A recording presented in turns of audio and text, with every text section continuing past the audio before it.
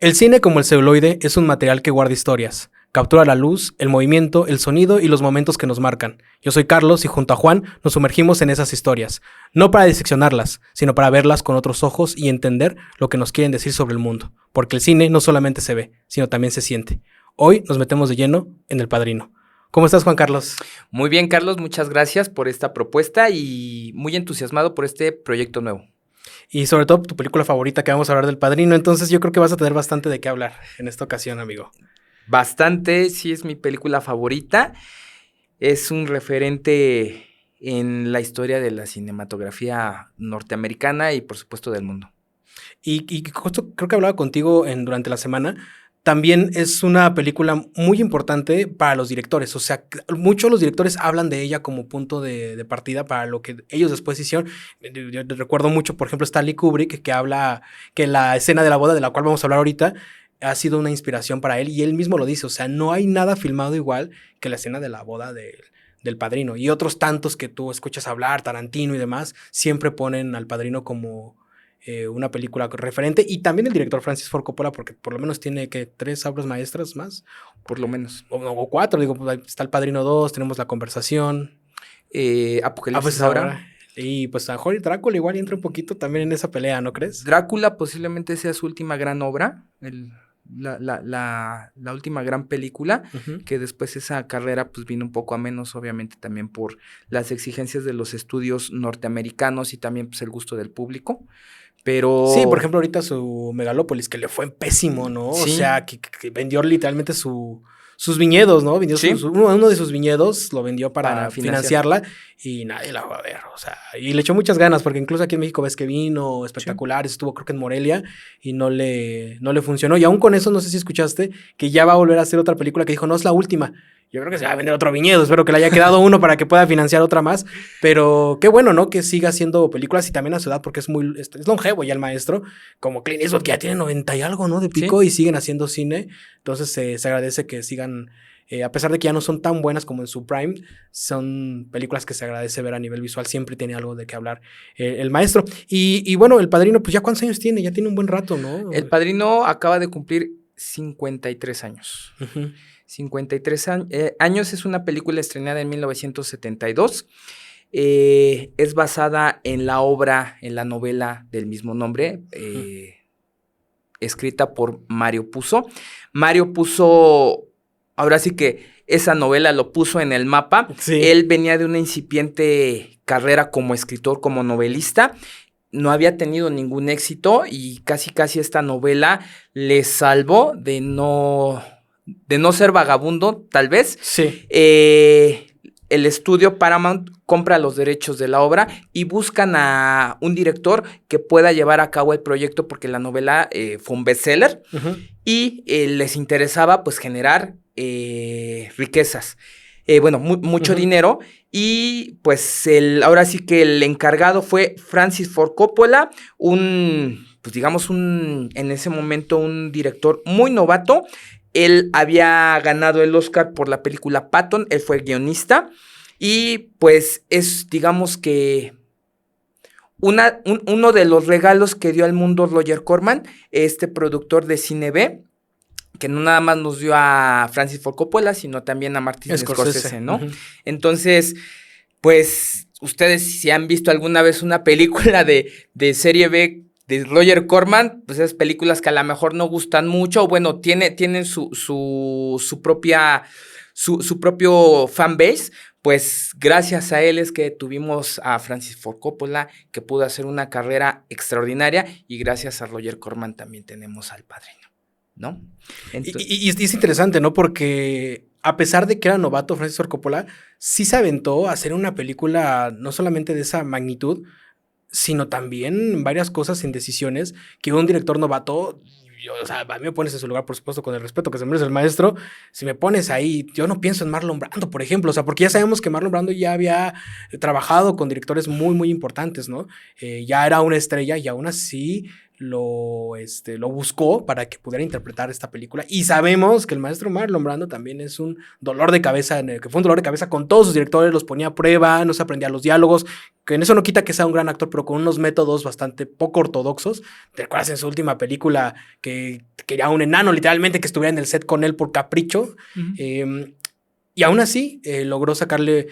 Yo considero que la mejor actuación de la vida de Marlon Brando. Yo creo que Apocalipsis ahora, yo creo que ahí se dan un tiro en cuanto al rango actual que él tiene, pero igual, o sea, hablarle a diferentes actores que ya estaban consagrados, incluyendo también, pues, un fotógrafo que bien sabemos que también ya tenía cierta experiencia y le salió muy bien. O sea, sí se atrevió a hacer algo que no cualquier director Nobel lo hubiera intentado. Sí, yo creo que a lo mejor el mejor calificativo que le podemos dar a Francis Ford Coppola es la valentía. Sí. Como tú lo dices, tratar con Marlon Brando. Marlon Brando es una de las estrellas más grandes que ha dado Hollywood. En mi opinión, es uno de los mejores actores, si no es que el mejor actor de la historia. Sí. Hablar de Marlon Brando es hablar de un antes y después de la actuación en cine, por supuesto, y enfrentarse a esa personalidad tan poderosa, a lo mejor tan ególatra, pues no es cualquier cosa. Y sumado a eso, veteranos de la industria como Gordon Willis, que había muchas decisiones que le cuestionaba, fue pura valentía y persistencia. De hecho, hay una serie en Paramount que habla sobre el proceso de la producción y filmación del Padrino. Es una serie muy buena. Sale Miles Teller. Y es interesante ver, ahora sí, lo que no vimos, el detrás de la pantalla, ¿no? De cómo fue el proceso desde la concepción de la novela y hasta la producción de la película, ¿no? Entonces, esa valentía de decir, yo quiero al mejor actor para encarnar a Vito Corleone. También estaba en mente de los productores Laurence Olivier, que por supuesto también era una persona era una personalidad no como la de Marlon Brando en el sentido de que era un actor difícil, pero pues aquí Francis peleó por su decisión y pues como dicen, la historia habló y lo vemos al pasado y tú no te imaginas otro actor que no sea Marlon Brando. Y también el elenco, ¿no? Porque todos vienen de la escuela del Actor Studio, que es la escuela de Strasberg, que Strasberg creo que sale en la 2, ¿no? Sale Strasberg. Lee Strasberg sale su cameo, ¿no? El personaje. Sí, él sale en la 2, encarna el personaje de Hyman Roth. Sí. Pues sí, ahí el Actors Studio rápidamente es la escuela de actuación de Nueva York, que estaba dirigida por Elia Kazan, Stella Adler y Lee Strasberg. Marlon Brando estaba más apegado a Stella Adler. De hecho, él pues casi no se llevaba o se llevaba muy mal con Lee Strasberg por los métodos que él tenía, que retomaban un poco de las cuestiones que ya había estudiado y escrito Stanislavski. Digamos que él hace su interpretación y crea otra escuela de actuación. Si es buena o mala, pues eso ya lo podrá decir cada actor en su propia experiencia. Podemos cuestionar sus métodos, pero no sus resultados. Exactamente, ¿no? Pero pues se les acusa mucho que son muy intensitos y todo eso, pero que hay otras formas de llegar al mismo resultado y creo que eso es muy válido, ¿no? Entonces, dime con qué más te gustaría que continuáramos. Pues el punto de partida del que yo te mencionaba, o sea, y que yo te estuve insistiendo durante la semana, la boda, cómo está retratada, cómo está cinematográficamente montada, y aparte es una escena que dura un montón, o sea, la boda es la introducción y está muy bien narrada, o sea, con lo que mencionabas, ¿no? Que Mario Puzo hizo también el guión, o sea, sabiendo que él más bien venía de una literatura tradicional, lo hace muy bien, o sea, tú lees el guión del Padrino y no solamente es mano de Francis Ford Coppola, él también puso ciertas cosas que a nivel de dirección también le ayudó mucho a echar carne de ello, y en la boda te van presentando cada uno de los personajes y me parece, o sea, tan buena, porque sabes desde los primeros minutos quién va a ser, más o menos por dónde va, quién va a ser el próximo padrino, que al final después sabemos que no termina siendo Michael, que tú ahí como que no lo ves, pero porque sabes que se te lo muestran como un muchacho bueno, incluso él dice, yo estoy separado de la familia, le menciona en ese entonces a su prometida, todavía su prometida, ¿no? Y a su esposa, ¿no? Recuerda hasta que... No, era su pareja. Su pareja, su pareja,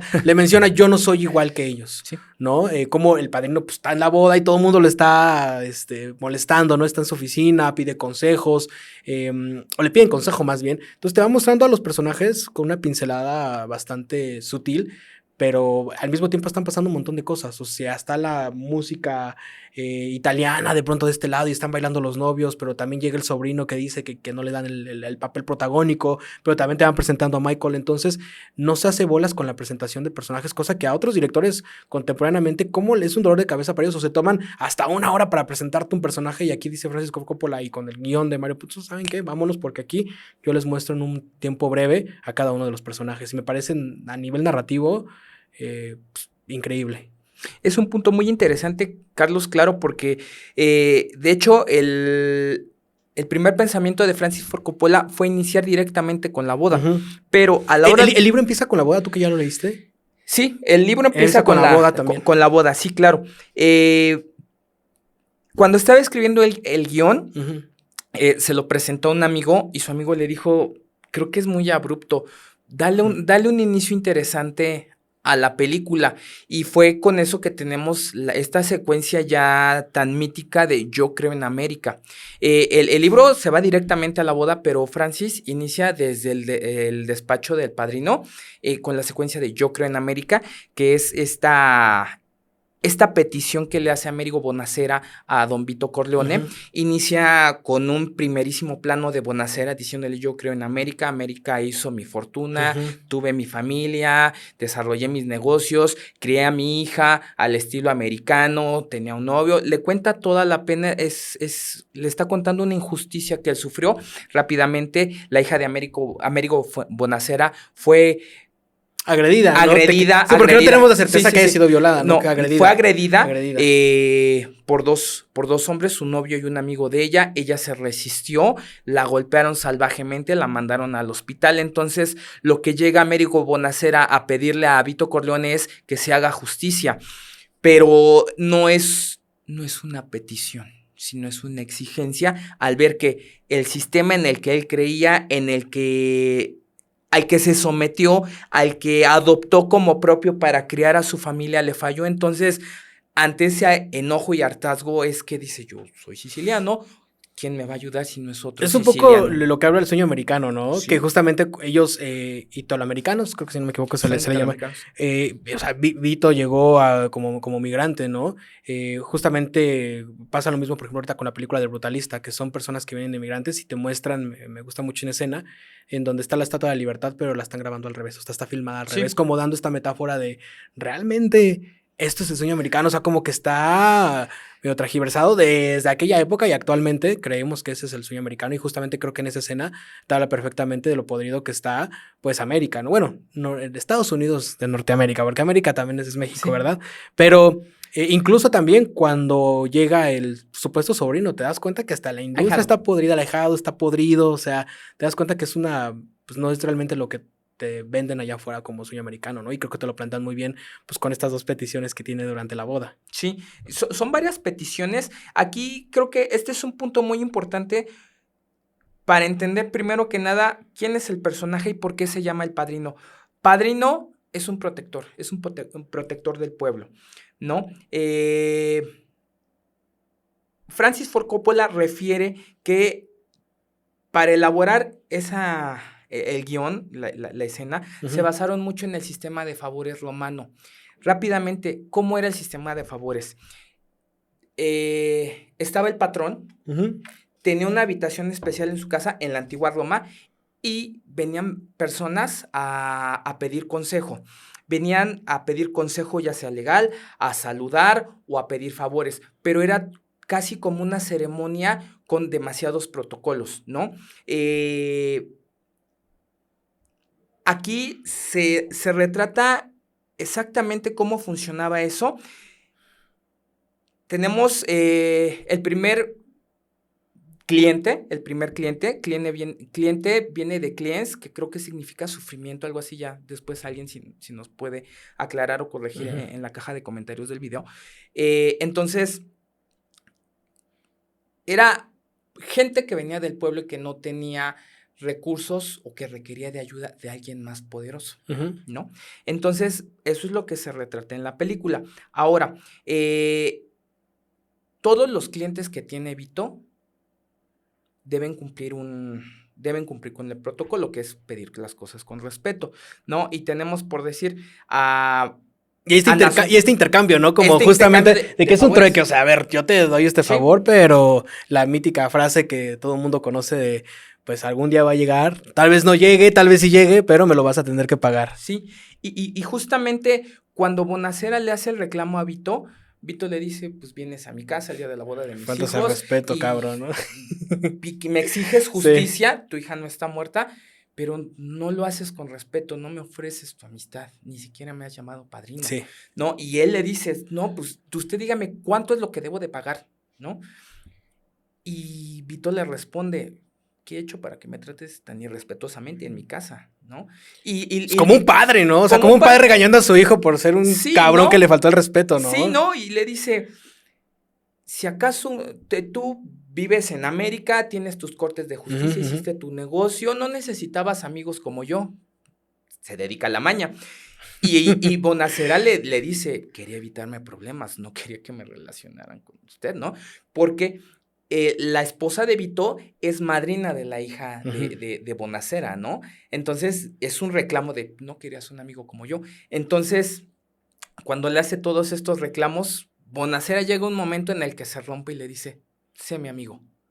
Sí. Padrino, le besa la mano y Vito es bien. Oye, y ahorita que hablas, por ejemplo, de la parte romana, vámonos un poquito antes, la tragedia griega. Sí. Y me voy a saltar abruptamente de la boda para que no dé tiempo de ver diferentes puntos de la película, porque la película da 3 horas y no nos va a dar tiempo de darle una embarrada, pero por lo menos una buena introducción. Tendremos, yo creo que un segundo programa hablando del Padrino, igual y metemos ya la 2. Los que sean necesarios. Pero la tragedia, que creo que la tragedia griega justamente te habla es muy abrupta, ¿no? De tipo Edipo Rey, hablamos, por ejemplo, de historias donde mueren los hijos, donde muere la mamá, o sea, eran bastante abruptas, eran violentas las tragedias griegas, y aquí te lo muestra a los pocos, bueno, no pocos minutos, pero sí avanzaban por lo menos una cuarta parte de la película, que es la muerte de Sony, y que creo que también lo hemos platicado tú y yo, que es justo eso, se mete también en la tragedia griega de cómo acribían a su hijo, quien iba a ser el sucesor. Sí. Entonces también es interesante cómo le da ese tratamiento, y creo que la película tiene algo, y me recuerda mucho, por ejemplo, a una película contemporánea como es Parasites, que salta de un tono a otro. Yo creo que El Padrino también sabe hacer eso muy bien sin perder la línea, porque de pronto estás en una boda, pero de pronto estás con las peticiones que dan las personas, y de pronto se convierte en una tragedia griega cuando matan a Sony y te quedas, oye, ¿y ahora dónde va a venir El Padrino? Entonces también el tono que maneja Francis Ford Coppola me parece bastante orgánico, cosa que no todos los directores pueden hacer, que luego quieren saltar de una a otra y les cuesta trabajo. Entonces, pues, ¿a ti qué te parece esa parte de la parte de Sony, que te reitero, lo hemos hablado antes? Sí, viene muy a colación con el tema introductorio de la película y cómo Coppola nos presenta a cada uno de sus personajes. Sony es un personaje muy impulsivo y temperamental, no es muy bueno controlando sus emociones. Sí. Recordemos que la última petición que tenía Vito era de Virgil Sollozzo, que es un capo de sustancias ilícitas, ¿no? Entonces, lo atienden en la oficina, él les dice que si le dan una cierta cantidad de dinero más protección política y obviamente también de los jueces, pues la inversión que ellos hagan, ellos se las van a duplicar, se las van a triplicar dependiendo del porcentaje. Entonces, Vito ahí establece claramente cuál es su postura. Es ese tipo de negocio no es para él, los destruirá, ¿no? Entonces... Y yo creo que desde ahí te va planteando precisamente la virtud, la principal virtud que debe de tener una persona como El Padrino, ¿no? Que debe de ser una persona tranquila, serena. Sí. Y justamente antes de morir Vito, pues es algo que se lo va dando poco a poco a Michael ya cuando queda como El Padrino. Debe de ser sereno. Y creo que Michael... pues tiene esa virtud, ya en la 2 no tanto, ¿verdad? Porque ya sabemos qué es lo que pasa ahí con Fredo, pero precisamente siempre trata, incluso con lo de Fredo está sereno hasta eso, o sea, es una mala decisión, por supuesto, pero algo que no tenía Sony, por ejemplo, que era cuando le hablan por teléfono de, ¿sabes qué? Le pegaron a tu mujer, así ya sabemos dónde está este cabrón, corre, y va y le da sus madrazos, que desencadena que precisamente lo terminen matando antes de tiempo. Sí, y es un ciclo de violencia en el que él mismo se mete por la misma impulsividad que tiene, ¿no? Es mujeriego, se hace escuchar, pero con voz muy gritona. Entonces, él cae en esta espiral de violencia del que él es mismo responsable, ¿no? Porque él en una de las escenas acude pues a ver a su hermana, y cuando llega al apartamento de su hermana fue salvajemente golpeada sí, que por tiene el moretón, marino. ¿no? Sí, Tiene el sí, sí. moretón. Entonces él al verla, pues dice, el que tiene que hacer justicia soy yo. Va y busca al cuñado y le pone una golpiza de esas buenas, ¿no? Y en la siguiente escena es cuando le tienden una trampa, le habla una de las amantes del marido a la esposa y le dice que lo va a ver más tarde, justo lo que... Y es que creemos erróneamente que una figura así de importante debe de ser así, ¿no? Sí. Como, o sea, porque todos no dudaban que Son iba a ser quien iba a estar en el trono, sí, pero iba a ser un mal líder. O sea, ahí se ve que iba a llevar probablemente... le iban a terminar matando tal vez probablemente más adelante. O sea, si no es ahí. Y justo creemos que es una figura poderosa y yo creo que, otra vez, una de las grandes virtudes es aquella persona que escucha, que está serena y que sabe negociar sobre todo, que es lo que termina siendo Michael, pues sobre todo en un principio, ¿no? Pues tal vez no tan malo, o sea, sí en la cuestión de no dominar tus primero emociones. tus emociones, tu carácter, pero a lo mejor no era tan mal Don porque sí era resolutor, ¿no? O sea, cuando Vito sufre el atentado, es, a ver, a mí quítenme del mapa a este y este. Y se hace. Sony, sí, claro. Pero el que termina también resolviendo de una manera más tranquila es Michael, porque pues ya lo van a matar a Vito y Michael es el que dice, ¿sabes qué? Vamos por mi papá, lo saco. Y con serenidad, porque ves que pasan y ya van a matar a Vito y le dice a uno de los que está ahí, haz de cuenta que traes una pistola, mete tu mano en tu chaqueta y no trae nada. Entonces es como de, él sabe tener esa cabeza fría que necesita tener un líder de la mafia. Y sobre todo también... De la maña. Y también fíjate que el tema de la masculinidad, ¿no? De este tema de que tiene que ser un hombre el que esté arriba del poder, ¿no? Y en este caso, pues el hombre más hombre, pues, Sony. Sí. ¿No? A diferencia, por ejemplo, de Michael, que todos lo veían como el chiquito, el abogado, que quería que fueran abogados sus hijos, sí, ¿no? En general, pero es el que menos te esperas que vaya a ser, justamente porque no lo ves masculino. O sea, masculino en el sentido de fuerte como Sony, ¿no? Que tiene un físico, pues está mamado el cabrón, ¿no? Es un güey atractivo, tal y tal, y vemos a Michael chiquito, que luego lo van construyendo y dices, este güey es un cabronzón ya al final cuando lo ves en la última escena, ¿no? Sí, estos estereotipos que eran propios de la época, sí, el más grande y más fuerte, el más que grita más es el líder, frente a la personalidad de Michael. Y justamente ahorita que estabas comentando eso, me acordé de tu anterior entrevista en la que mencionabas, el más callado es el más peligroso. Sí, ¿no? El más calladito, sí. En la novela se plantea que Vito jamás quiere que sus hijos se integren al mundo en el que él pertenece. Pero Sony desde muy joven se da cuenta de, pues, el negocio del padre, entonces dice, pues, yo de aquí soy, ¿no? Y sí, Michael siempre estuvo alejado. De hecho, en la boda creo que también es algo bastante simbólico cómo nos representa Coppola ese alejamiento, no solo con el discurso de Michael de mi papá hizo esto, mi papá hizo lo otro, mi hermano así y así, ya sea, sino que cuando le dice, ok, esa es mi familia, no soy yo. Y también con su vestimenta, porque Michael llega a la boda como vestido de militar, sí, ¿no? Pero... Él fue héroe de guerra, fue condecorado por la Marina de los Estados Unidos. Entonces, de esa forma, él plantea que está fuera de ese mundo, ¿no? Uh-huh. Que al final las circunstancias lo van llevando a tomar ese camino, ¿no? ¿Qué más? Se habla mucho del tema de la familia, ¿no? Sí, que ahí justamente, o sea, te lo plantean de una manera, no sé si todavía a nivel contemporáneo sea una buena percepción precisamente de lo que es la familia, porque yo siento que lo han romantizado bastante. O sea, yo conozco gente que literalmente se tatúa familia en honor a lo que es el padrino, pero no sé si sea ya un tanto errado referirse a la familia como lo plantean en ese, pues, Francis Ford Coppola, Mario Puzo. No sé tú qué opinas. Es como una cuestión muy enfermiza, ¿no? Porque hablan mucho. porque así que digas la mejor familia, dices, sí, claro. Se quieren, oye, pues no tanto, porque lanzaste a tu hijo como carne de cañón a hacer el padrino. Si lo quisieras, lo hubieras alejado, ¿no? Sí. Se habla de la familia, pero creo que de dos formas distintas. Y no sé hasta qué punto los personajes son conscientes de ello. Se habla de la familia como corporación delictiva, pero también se habla de familia como este núcleo de parentela al cual se pertenece, ¿no?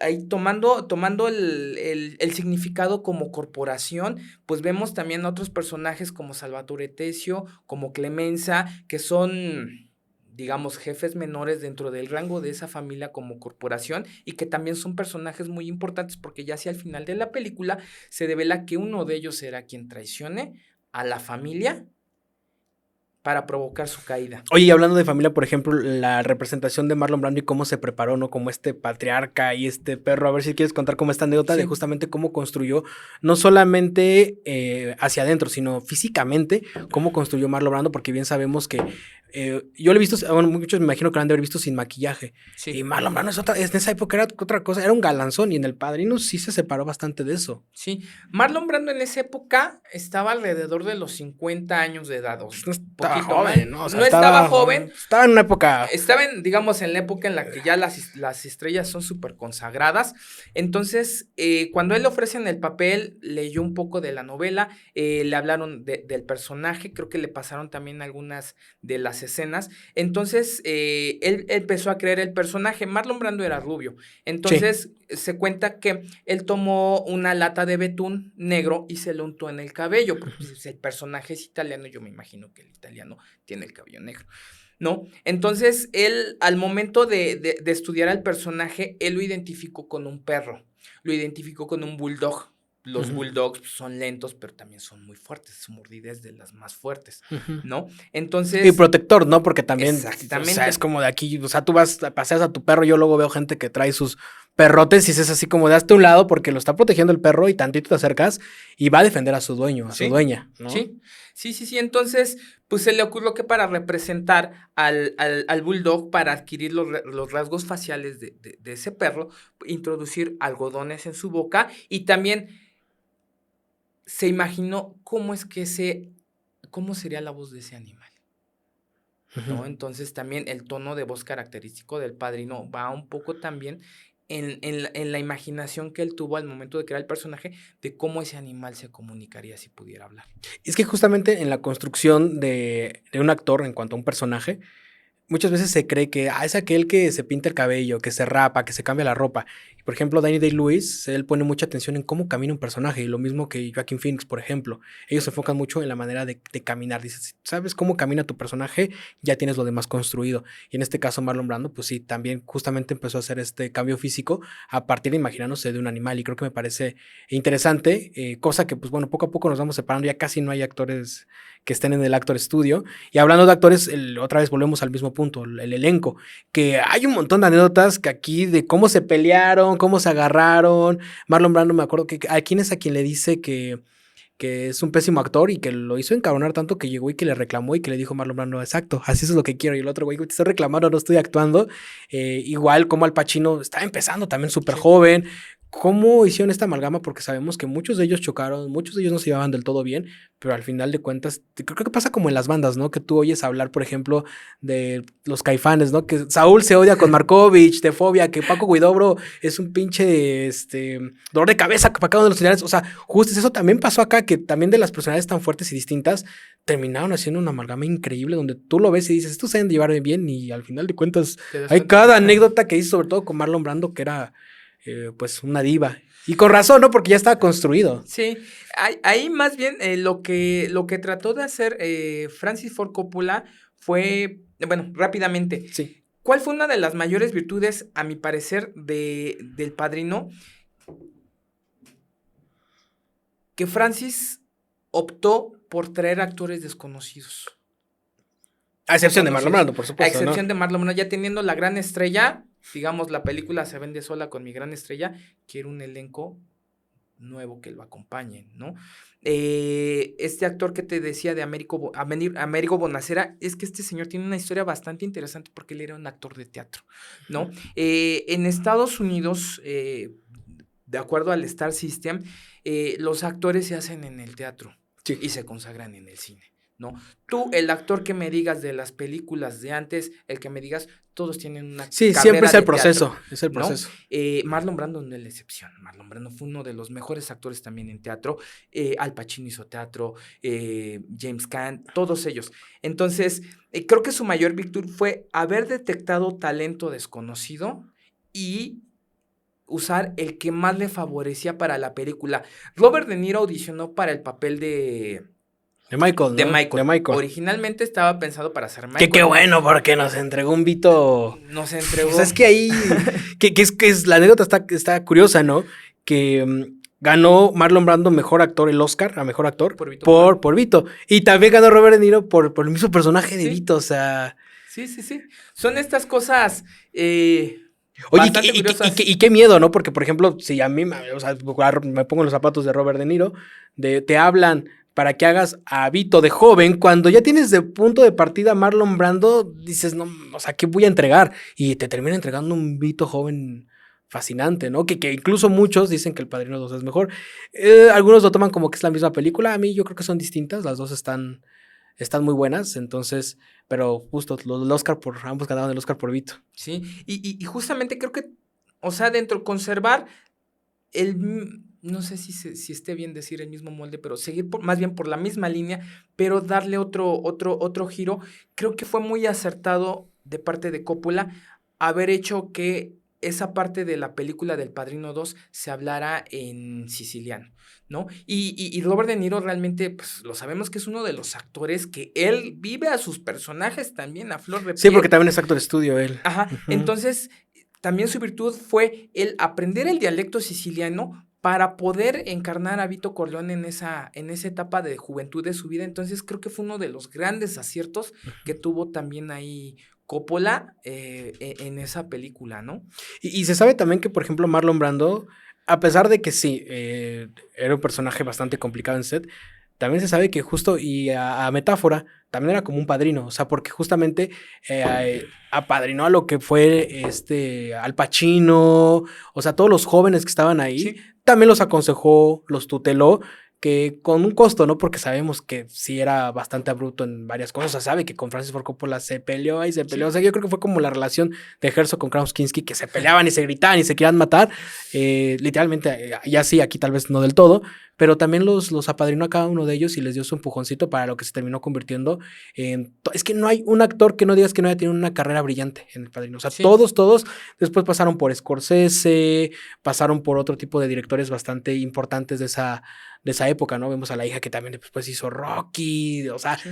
Todos tienen su hermana, todos tienen una gran carrera. Sí. Diane Keaton, después estuvo con Woody Allen, sí. O sea, todos tuvieron una excelente carrera. Yo creo que es una historia bien curiosa porque muchos de ellos hicieron carreras muy importantes, pero digamos que su punto de partida fue El Padrino, ¿no? Después, fue como la escuela, ¿no? Como la escuela, sí, claro, como su universidad fue su graduación. Tom Hagen, interpretado por Love Duvall, también fue ganador del Oscar, sí. También tiene muchas grandes películas. Bueno, Al Pacino ganó hasta... ¿cómo se llama? Esencia de mujer, Perfume de mujer. Perfume de mujer. Y estuvo nominado desde antes por Sérpico, ¿no? También. Después estuvo nominado por Sérpico, Tarde de Perlos y Justicia para Todos. Con Sidney Lumet, sí, que sí. También otro director que trabaja muy parecido. Fíjate que a mí Sidney Lumet me parece como el primo hermano en cuanto a cinematografía, hablando de Francis Ford Coppola. Tienen cosas, por ejemplo, en Tarde de Perros, que digo, esto... es muy de Coppola, y al revés, yo cuando veo películas de Coppola digo, esto es muy de Sidney Lumet, es que son contemporáneos, sí, claro. Y vienen de una escuela muy parecida, y aparte ellos dos sí trabajaban, y curiosamente también Marlon Brando con los únicos directores con quien sí se llevaba muy bien, y con los que al final terminó trabajando, que hasta repitieron, fue con Francis Ford Coppola y con Sidney Lumet. Sí. O sea, de hecho se sabe que hay una anécdota de Sidney Lumet, tiene uno de sus libros, que él menciona que Marlon Brando siempre lo que hacía era cuestionar a los directores. Y que siempre les ponía como trampas. Y que les decía, ¿cuál toma te gustó más? ¿Te gustó más la toma A o la toma B? Y que eso se lo hizo a Sidney Lumet. Y que Sidney Lumet le dijo, no, esta. Y que le dijo, ¿por qué? Dice, porque probablemente esta toma no me gusta, le decía Marlon Brando. Dice, porque es la más real, le contestó Sidney Lumet. Dice, a pesar de que no es tu mejor actuación, supe que fue real. Y Marlon Brando así como calándolos. O sea, eso sí es... pues un dolor de cabeza para los directores, pero curiosamente con ellos yo sí trabajó muy bien. Y ves que repitieron varias películas. Digo, bueno, con Marlon Brando repitió 2, si no me equivoco, nada más fue Apocalipsis Ahora, ¿no? Sí, nada más fue El Padrino y Apocalipsis Ahora, con Francis. Sí. Y te digo, o sea, son directores que a mí me parecen muy, muy parecidos, pero gusto, Al Pacino, pues igual ahí trabajó también con Sidney Lumet, pero pues todos tienen una carrera, incluso a nivel técnico también, o sea, la música, hablando de Nino Rota, ¿no? Rota, de Gordon Willis, o sea, también a nivel técnico, o sea, tuvo a lo mejor probablemente en ese momento de la de la industria. Y creo que también amalgama muy bien lo que termina siendo la película completamente, porque la música está muy bien hecha, la fotografía, sabemos, por ejemplo, estos planos donde, por ejemplo, a Marlon Brando lo iluminan desde la parte de arriba, cenital se le llama, ¿no? Sí. De manera cenital, o sea, cómo están construidos los filtros, porque están muy aerollados con los colores más terracota, chocolate, ¿no? O sea, cómo lo construye esta atmósfera, me parece también, es que todos son maestros, no solamente, reitero, a nivel actoral, sino también a nivel técnico. Sí, y justamente Gordon Willis, él mencionaba en una entrevista que él se imaginaba que esa película era una película amarilla, y después dice, no, es una película cobriza, ¿no? Entonces, la construcción de la iluminación obedece a la razón de que se le notaba mucho el maquillaje a Marlon Brando. Sí. Entonces, decidió usar la subexposición, quitarle la mayor cantidad de luz posible para que no se notara tanto el maquillaje. Y en la productora dijeron, oye, pues ni siquiera se le ven los ojos a los personajes, ¿qué porquería es esta? Fue un adelantado a su época, porque ahora no nos imaginamos la película sin la subexposición. Gordon Willis es el maestro de las sombras, ¿no? Creo que le llaman, sí. A partir por supuesto, de esa película. Y sí, o sea, casi Marlon Brando, Vito, siempre está en interiores. Sí. Hay un exterior, por supuesto, su muerte, que sí, está en un exterior. La boda, pero casi todo el tiempo está en un interior, ¿no? Una buena decisión ahí también del maestro Gordon Willis, que también se trabajó con Woody Allen, incluso Manhattan, si no me equivoco, ¿no? Manhattan, sí. Que también, o sea, ahí el contraste, las sombras, el blanco y negro. O sea, sabiendo de que esa película es más chiquita, es en departamentos, es en fiestas, o sea, ¿cómo le sacas jugo a una película de Woody Allen? Bueno, pues el maestro Gordon Willis le dio perfectamente al tino, porque Woody Allen hacía películas más chiquitas y sabemos que el maestro pues, saltaba de películas muy, muy grandes. Sí. A películas muy chiquitas. Entonces, pues ahí todos, también los técnicos se graduaron. Y Nino Rota también con su música, o sea, con esta influencia italiana, cómo la fue metiendo. Y pues Nino Rota también es un maestrazo, ¿no? Que hasta con Pasolini, si no me equivoco, también en algún punto te estuvo trabajando. Creo que fue el maestro de 120 días de Sodoma, ¿no? También hizo la música, si no me equivoco. Que se puede decir, o sea, va muy, muy, muy de la mano. O sea, no hay algo que no esté encajado en cuanto también a nivel técnico. Sí, y justamente es algo bien curioso porque la única nominación que obtuvo Gordon Willis como cinematógrafo por El Padrino se la debe al Padrino 3, no la 1, no la 2, El Padrino 3, ¿no? Que a la mejor... no nominado ni en la 3, no, la más por floja. La más digo, floja entre comillas, porque mucha gente habla del Padrino 3 y habla como si fuera un bicho feo. Pues sí, pero dentro de los bichos feos es una gran obra. Hasta en los bichos hay razas. Sí, totalmente. Diría Napoleón, el cerdo de la rebelión de la granja.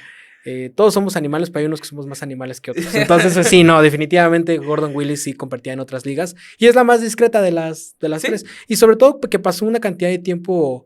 Yo creo que se hubiera esperado tal vez más Francis Ford Coppola. Yo creo que me imagino que por la presión de los estudios se tuvo que aventar la tercera parte. Pero a mí me hubiera gustado que en estas épocas tal vez hubiera sido una buena idea sacar la 3. Bueno, no tal vez estas épocas, sino un poquito más a los 2000, 2010, claro. 2008. Hubiera sido una buena idea que se hubiera aventado. Y ahora sí, porque ya daba la edad, ahora sí, un poquito más de este semblante viejo de Al Pacino, ya con más experiencia. Pero pues bueno, pues ya yo te digo, me imagino que los estudios presionaban un poquito ahí. Luego también con Sofía Coppola, que es una excelente directora, pero híjole, como actriz también ves que ahí tiene sus cosillas. Pero yo no sabía que a Gordon Willis no lo habían nominado por ninguna de estas no, dos. Él no tuvo la nominación. Y ahorita que hablas de la cuestión esta de Sofía Coppola, la actriz que él tenía en mente para encarnar a Mary Corleone era Winona Ryder.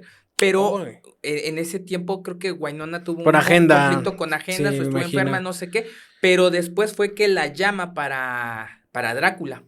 Claro. Y bueno, y después del tiempo, pues lo que hablábamos, ¿no? De la importancia que tiene, deja tú en el cine, porque en El Padrino ya incluso en la cultura pop, o sea, hablamos de hasta memes que salen del Padrino, los Simpsons, cómo lo parodian con de...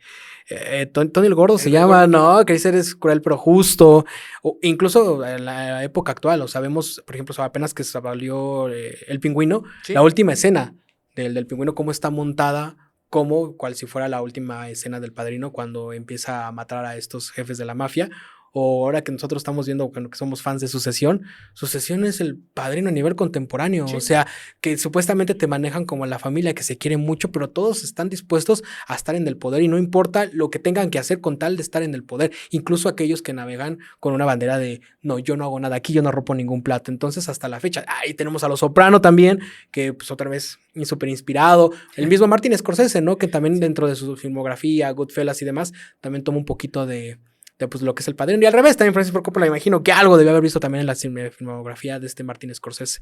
Entonces, pues ya te reitero, ya no solamente a nivel cinematográfico, sino a nivel de cultura pop, todo el mundo, si no ha visto El Padrino, por lo menos ha visto alguna referencia en la cultura pop. Y quizás la hacen sin saber de dónde procede, ¿no? Sí.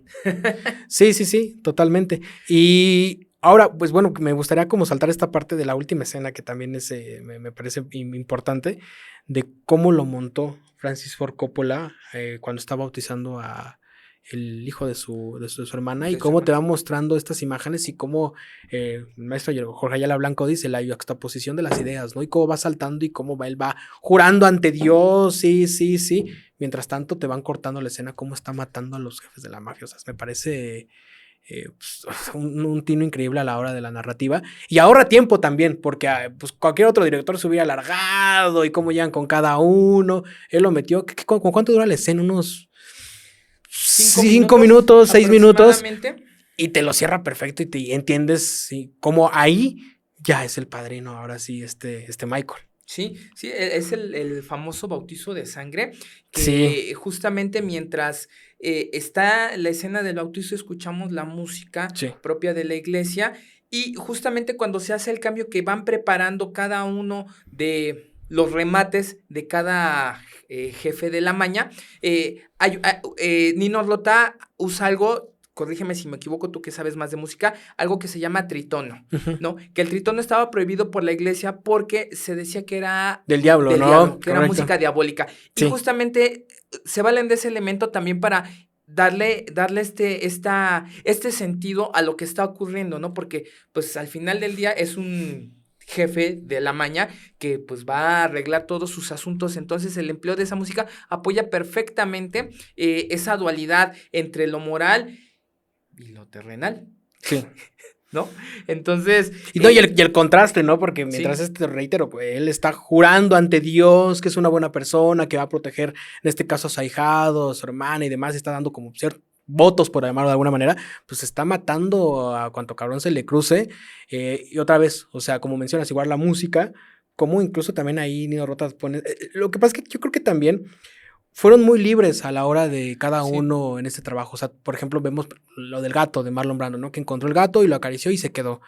A la hora de, por ejemplo, Nino Rota tener esta libertad de, a ver, yo voy a meter aquí la música. Creo que fue eso, o sea, como que fueron creativos que llevaban un parque de diversiones y se pusieron a hacer lo que quisieron. Y creo que justamente un director se empieza a perder, un artista se empieza a perder cuando se empieza a estructurar. Y creo que aquí todos hicieron lo que quisieron en el buen sentido de la palabra, porque se dejaron ser y creo que el resultado fue muy bueno. El resultado está en pantalla, ¿no? Esa película, si no es perfecta, está muy cercana a la perfección, y justamente sí, esta libertad que le da a sus actores, tú realmente ves la película y ves personajes, ¿no? O sea, no sucede como en otras películas en las que tú dices, oye, están haciendo como que, no, realmente tú crees que Sonia es así, que Tom es así, que Michael es así, que Vito es así, ¿no? Que Fredo es así, ¿no? Entonces, esa película, por donde tú la quieras ver, tiene cosas increíbles. Oye, por ejemplo, la dirección de arte también está muy buena. No desconozco quién sea, ahorita voy a buscar la directora o directora de arte, de producción. También cómo está montada la casa, o sea, tú ves desde los recuerdos, otra vez la familia, cómo hay cosas que ahí te representan que realmente es un hogar. Un hogar entre comillas, ¿no? Porque sabemos que son unos adultos, pero siempre quisieron como dar esta cara de que ante todo siempre la familia. Se siente esa calidez. Sí. Y fíjate, ahorita que... ¿Qué cosa que no había? ¿No te parece un contraste? Que a pesar de que hay una calidez, es todo menos, otra vez vuelvo a lo mismo. O sea, cómo romantizamos de que, ay, así quiero que... Yo soy como Vito Corleone, ¿no? Como pasó, por ejemplo, con Scarface, ¿no? Que también romantizan la historia de Scarface cuando dices, oye, era un narcotraficante. Pero cómo es este contraste de que realmente sí construyeron algo, como mencionas, que sí se siente... Pues te sientes en casa, no está en la comida, ¿no? ¿Te recuerdas cuando todos se sientan y creo que están haciendo espagueti en una parte de la película, si no me equivoco? Es espagueti, ¿no? Y justo como cositas así que van poniendo que son como algo que te hace sentir muy cercano a lo que sí termina siendo un hogar.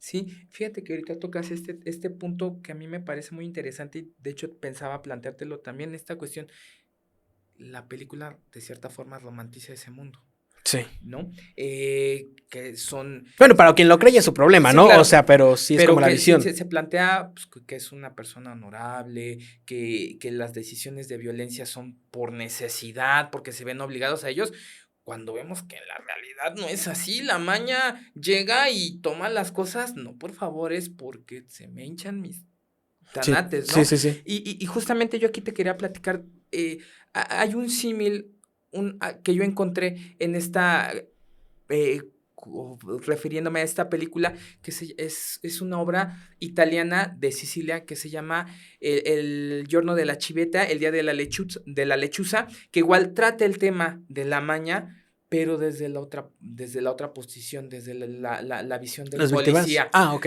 que investigando se adentra en este mundo del que nadie quiere hablar, pero que todos saben, y que ellos mismos se refieren, pues son los amigos de los amigos, ¿no? Y esta obra más como de denuncia que no romantiza, sino expone que es un mundo que es meterse a un laberinto sin salida, ¿no? Y si te hace sentir una desesperación que a donde tú volteas está esa víbora, ¿no? Eh, yo me acuerdo, bueno, nosotros, no sé si te pase, yo veo El Padrino y digo, ay, sí, qué bonito, qué bonito mundo, entre comillas, digo, como son valores, tienen bonitos valores, pero realmente ese mundo que ellos plantean no existe. Creo que lo más cercano a ese mundo, más fiel retratado, a esa desesperación, a mí me pasa con dos películas. Una de los hermanos Cohen, Sin lugar para los débiles, Ujú. que por donde ves está el mal, ¿no? Sí. Y otra, curiosamente, esta película mexicana que se llama Misbala, a mí Ujú. esa película me parece extraordinaria porque te plantea que la maña, Sobrevalorada, infravalorada, infravalorada, infravalorada. la maña está metida por todos lados Sí. y no puedes escapar de ella. Entonces, Fíjate ahorita que me recordaste haciendo paréntesis de Miss Bala, sacando tema controversial, justo lo de Emilia Pérez, ¿no? Que recientemente este Guillermo del Toro, Isa López, cineastas increíbles las dos, o sea, sí, parecen incluso puntos de referencia. Mencionaban algo que en lo cual yo no estoy de acuerdo, que decían, oye, pues es que el director de Emilia Pérez ha hecho algo que ningún mexicano ha hecho, retratado como tal lo que es el narcotráfico y demás. Cuando yo digo, oye, pues no vayamos tan lejos, porque pues a lo mejor a Mar Escalante no lo conocen con él y Arraigadas, pero ahí está Miss Bala, que fue en cartelera, le fue muy bien. O sea, es una gran referencia a Miss Bala, como alguien se atrevió, y que yo creo que seguramente Gerardo Naranjo, es Naranjo, ¿no? ¿Es apellido Naranjo? No me recuerdo bien, parece que creo sí. que Gerardo. Seguramente también se inspiró.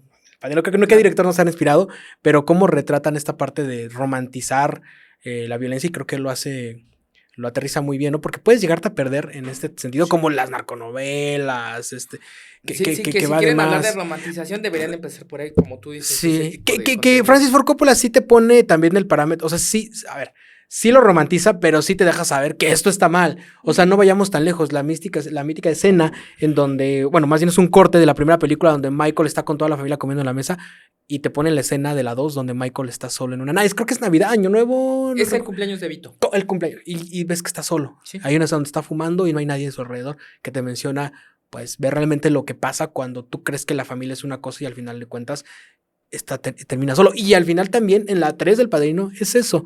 ¿Cómo queda solo este hombre? O sea, realmente muere, pues muere solo. Y lo único que se queda son con sus recuerdos y termina muriendo pues solo. ¿Y dónde está la familia realmente? Sí, el poder como herencia, pero también como maldición, ¿no? Bueno, claro que él Sí, escoge ese camino porque en la novela te lo plantea que él tiene la crueldad de Sony y la inteligencia de Vito. Entonces esas dos cosas juntas sí, se volvieron Michael una soledad tremenda en la que vive el personaje y que él mismo, por sus mismas acciones, va alejando a toda la gente a su alrededor, aleja a su esposa. Esta escena del final en la que ya todos lo aceptan como a Michael como el padrino, que le están besando la mano, su esposa lo está viendo desde la otra habitación y la puerta se le cierra en la cara.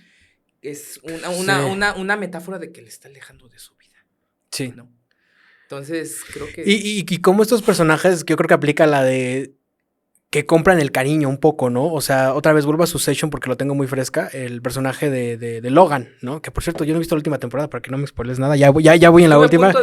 Ya voy en la última, ya voy en la última, con los hijos se revelan, voy en la última, que estaría bueno que habláramos de ella más adelante. Bueno, pero sí podemos decir nada más una cosita. Realmente, a diferencia del Padrino, en Succession no hay un heredero brillante. Sí, totalmente.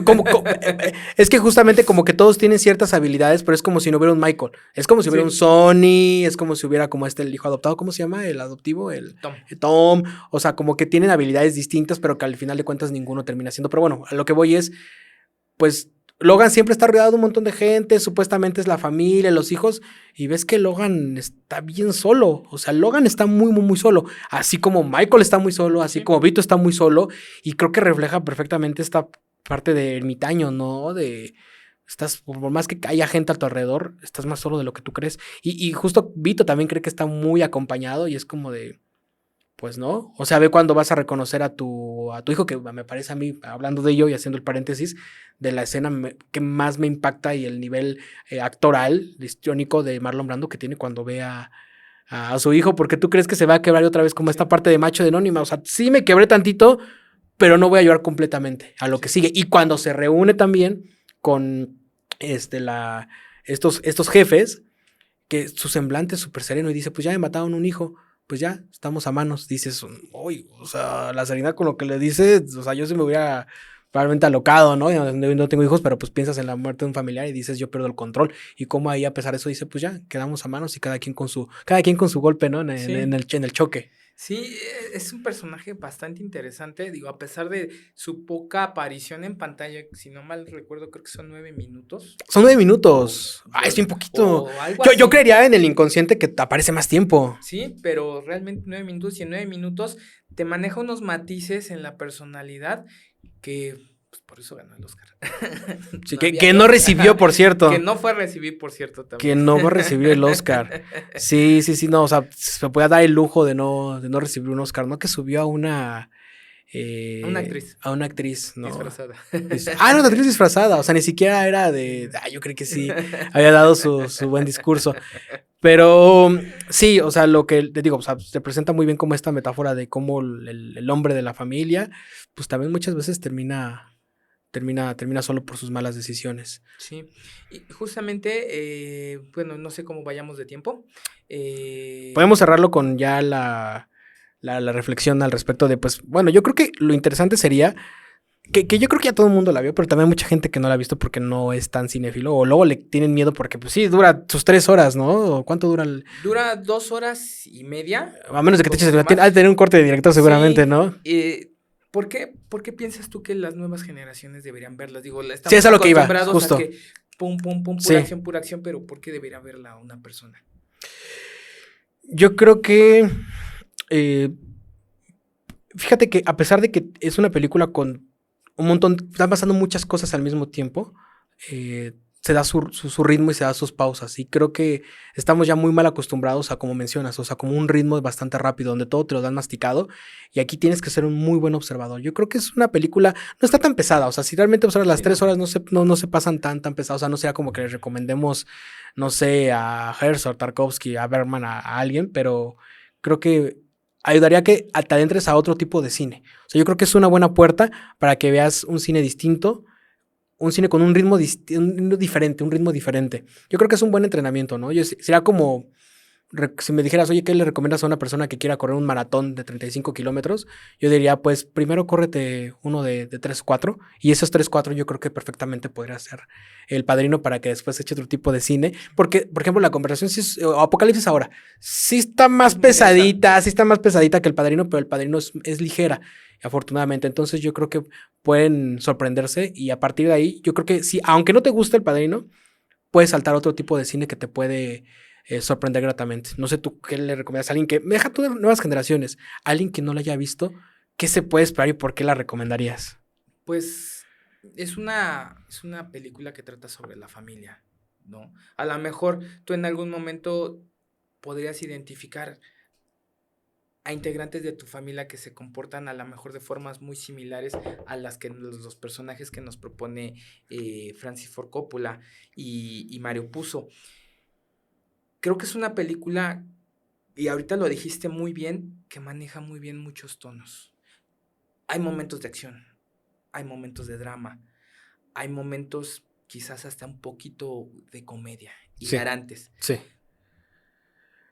Entonces, creo que obtener eso en una película es bien valioso. Pero no te saturas, o sea, porque a pesar de eso, o sea, en el cine, por ejemplo, hablemos del último blockbuster, ¿no? No sé, hables de Weekend, ¿no? O sea, que son un montón de estímulos, pero siento que como que no respiran, como que no se dan ese tiempo para que lo puedas digerir. Aquí, a pesar de que hay muchos estímulos, como en la boda, que están pasando un montón de cosas, sí sientes que puedes respirar la película, que puedes sentir la película. Y hoy en día ya un Rápidos y Furiosos, alguna de superhéroes, no te deja respirar la película. Yo creo otra vez que es un buen acercamiento para la gente que no está acostumbrada a un cine distinto. Y también, otra cosa, puedes ver la película desde varias formas, ¿no? O sea, también pues, es una historia de amor, ¿no? O sea, digamos, un poquito también la historia de Michael cuando se ve a Italia. Sí, Sicilia, que nos faltó, ya después hablamos de ello. Entonces, maneja muy bien. Yo creo que eso es lo que yo, por lo que se la recomendaría a alguien, es vela, porque en esa película puedes encontrar muchísimos tonos que difícilmente verías en otra película. Y para terminar, me gustaría concluir con una cita de la novela que dice, o decía más o menos, la vida es tan dura que un niño necesita a dos padres que velen por él. Gracias, Carlitos. Oye, y solamente ya para agregarlo, ¿qué recomendarías más? ¿Que alguien se lea el libro primero o que se lea la película? Tú que ya leíste el libro. Yo no lo he leído. Yo he leído partes, pero no me he aventado el libro completo. O sea, ahí lo tengo ahí botado, que por cierto, le voy a haberlo leído para este podcast, para este episodio, pero ¿cuál recomendarías primero? Yo no me atrevería a recomendarlo porque son experiencias distintas. Yo vi primero la película y después leí la novela. ¿Y cómo fue tu experiencia? Agradezco haber visto primero la película. De repente hay muchas partes en la novela que dices, vámonos a lo bueno, quizás porque ya tenía la experiencia previa de la película. Hay partes que se hacen muy largas, por decir, el amante que tiene Sony, que tiene un hijo y que después se va a vivir a Los Ángeles y todo eso es bastante larga. Uh-huh. Yo creo que la mayor virtud es que Puzo haya trabajado también en el guión y se sacó la esencia del Padrino y es lo que tú ves en pantalla. Creo que es una de las mejores adaptaciones que hay a una novela. Yo te sugeriría La película, claro, sí, la película. Por todos estos valores que ya comentamos. Sí, aparte la película 3 horas no se compara con el libro, que pues bueno, pues depende cómo leas, te puedes aventar hasta 2 meses, 3 meses, dependiendo cómo de tu comprensión lectora y tu ritmo de lectura. Pues bueno, pues ahí El Padrino, yo creo que vamos a hacer todos, por lo menos otros 2 programas más para hablar un poquito más de ella, y pues toca en el siguiente capítulo hablar del Gran Torino, ya lo decidimos, entonces pues ahí también queda hablar del maestro Clint Eastwood. Pues bueno, esto fue Celuloide, gracias amigo.